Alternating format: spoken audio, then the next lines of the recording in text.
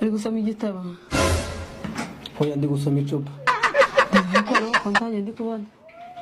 Akose mugamuso. Wati. Waturetse ara mu nzu tureko nako ndi gusoma igitabo. Wongireka kubaza ibintu turi kureba n'amaso yawe. Aho karaweza kumbwira nabi nuko. Mugamuso ndaho ndi kubwira nabi uje umenya ibintu ubaza ibintu turi kureba.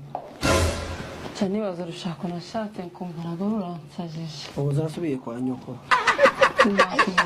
Hanyuma se ko umuntu usohoye igitabo c'indirimbo kandi nimba ari c'indirimbo ndanaye igitabo c'Imana ukijanye kandi Kizanye kuvoma. hanyuma se igitabo c'Imana bakijana kuvoma icyo nikigarushanye. Hanyuma se kuzi igitabo cy'Imana bakijana aho bakijana hazi uri kumbaza iki muje mureka kubaza ubusa ariko. Tushobora kumenya ibyo ngiye gukora. Se mugamuso namenye bigiye gukora gute ko abantu bagiye gusenga bose mbona bambaye imyenda myiza mishashi imeze neza kambona igitenge wirirwanura naco wambaye ntabwo niki kugiye gusenga. None se bavuga ubutumwa ibyo twambaye cyangwa ikivuga ubutumwa ni ikiri muri twe. Kuva jyayo barabaye muvuga ubutumwa kandi